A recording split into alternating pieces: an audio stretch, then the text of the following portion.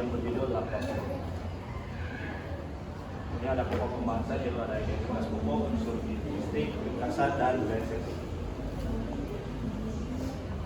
Identitas pokok judul novel yaitu tokoh penulis Nuril Ahmad, penerbit Garis Media Putih Indo, tahun terbit 2020, jumlah halaman 115, hari Kabupaten 65. Next. Ini ada identitas penulis dari penulis Nuril Ahmad. Dia menyampi di TNI Putih Alamin Keren, sekaligus alumni Fakultas Hukum Universitas Jember. Managing Writer bergabung dengan Managing Writer World Writers Festival 2019. Nuril Ahmad tinggal di Jember, sementara orang tuanya dulu adalah petani tembakau yang sering mengalami masalah sulit. Nah, konflik sosial ekonomi yang menulis angkat sebenarnya tidak jauh beda dari kehidupan para petani tembakau di sana. Kalau ada sinopsis dari Pak Doni, dari Jakarta, disambut di daerah Arab, dia mengacu membayangkan kemungkinan dirinya di penjara susah, supaya ia memenangkan diri dan akhirnya bertambut saja berhasil menjelaskan saat sang jaksa memastikan suap yang ada bahwa akan menyelamatkan klaim yang dia tangani. Baru sebentar dia membatas berita lain dari kampung halaman kembali membuat dia terkapok jatuh sakit. Unsur linguistik tema itu tentang balas dendam dan keluarga. Lalu dapat maju dan mundur serta cerita masa lalu yang dilakukan oleh cerita. Lalu ada latar tempatnya di Jakarta dan daerah desa di Jember. Terus suasana itu sedih, tenang, tegang, dan dramatis. Waktunya siang, sore, dan malam. Tokoh dan penokohan yang pertama yaitu Arab. Itu wataknya kita beri perhatian. Yang kedua ada Sarhadi, teliti, sopan, cerdas. Yang ketiga Maria, kemudian cerdas, sopan, dari Arab, baik dan baik. Yang keempat Munawar, licik, jahat, pemarah. Yang kelima Ramli, otaknya pintar, licik. Yang keenam Rahma, otaknya persetia, pilihan setia. Yang ketujuh Dakwan, otaknya jahat, pembangunan, sombong. Delapan kamu teliti dan tidak. Unsur itu ada gaya bahasa yang diceritakan dalam novel tokoh. Bahasanya khas daerah, menggunakan khas daerah yang masih tetap ada dan menggunakan istilah-istilah yang ada di dunia pemerintahan. Yang selanjutnya ada sudut pandang. Penulis menjadi sudut pandang orang ketiga. Yang selanjutnya ada amanat. Yang pertama yaitu jangan melupakan dan mencaci maki ada leluhur kita sebelumnya, karena ada itu warisan yang turun temurun. Yang kedua, bekerjalah dengan jerih payah dan jalan yang benar, jangan menggunakan cara yang benar. Yang selanjutnya ada ringkasan. Arab tinggal di Jakarta, bekerja sebagai pengacara. Dia ditugaskan untuk menyelesaikan sebuah kasus narkoba dan membantu menyelamatkan si tersangka untuk membebaskan dari jeratan hukumnya. Dalam kasus tersebut dibantu oleh sang jaksa kami dengan menyelipkan sebuah tas berisi uang untuk menjual dan mengalihkan cara tersebut yang dianggap salah.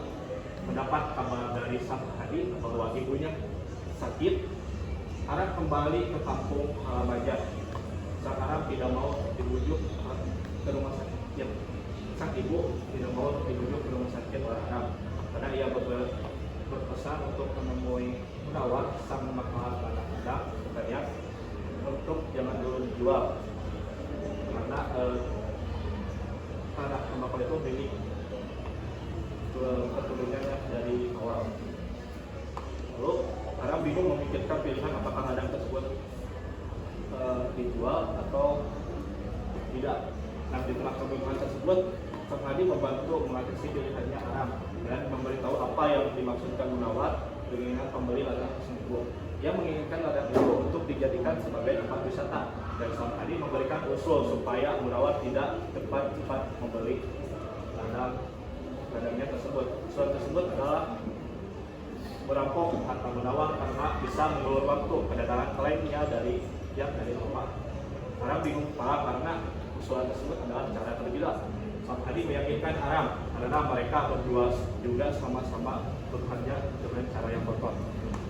Keinginan Sam Hadi dengan cara merampok tersebut adalah karena di dalam hartanya Munawar terdapat atau warga ternak yang diikhlas olehnya karena hasil menipu jual anak orang. Aram berpikir akhirnya mengikuti usulan Sam Hadi tersebut. Perampokan berhasil dilancarkan oleh mereka berdua dan hasilnya mereka dibagikan kepada warga ternak. Aram mendapati kabar ibunya yang semakin kritis kondisinya. Kemudian Aram segera kembali ke rumahnya.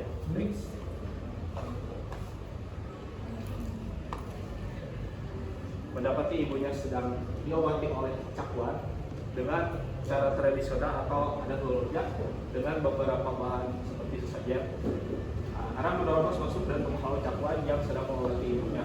Di sana terjadi pertengkaran karena perbedaan pandangan tentang pengobatannya, dan Aram mengira perbuatan yang dilakukan oleh cakwan tersebut dengan tidak menghargainya. Lantas cakwan pun marah dan tidak menerima Aram yang tidak ada sopan santunnya hingga mengusir Aram dari ternak. Aram pun kembali ke Jakarta karena masih kesal dengan cakwan karena mengizinkan ibunya untuk dibawa ke rumah sakit.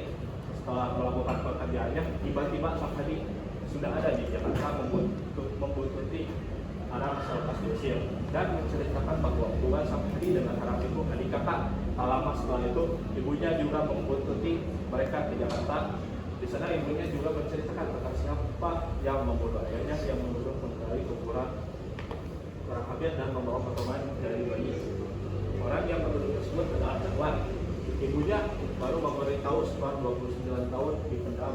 Ibunya juga menyuruh mereka untuk kembali ke ternak, bukan hanya masalah minta maaf, tetapi bertanggung jawaban.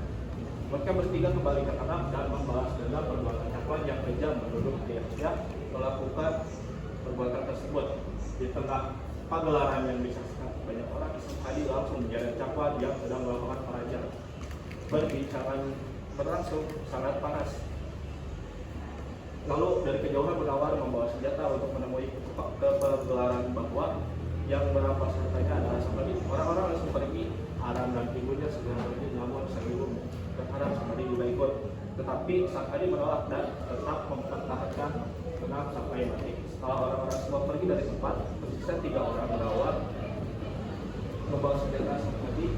Cakwan yang mempertahankan ladang ternak, namun Sam Hadi dari cakwan tewas akibat tembakan yang merupakan orang tua. Sesi buku kelebihannya menurut saya dalam logat tersebut terdapat ada bahasa-bahasa daerah yang digunakan dan bahasa yang ada di pemerintahan. Dari segi cerita yang tidak bisa ditebak bagaimana dan dibawa kemana akhir dari cerita tersebut. Sangat cocok untuk bagi kalian yang menginginkan plotnya itu tidak bisa ditebak dalam pelaku dalam konflik tersebut. Nah, kekurangannya menurut saya terdapat dalam buku ini kurangnya latar belakang dari pelaku konflik tersebut dan ending yang kurang begitu jelas. Terima kasih. Terima kasih atas perhatiannya. Mohon maaf apabila ada kesalahan. Assalamualaikum warahmatullahi wabarakatuh.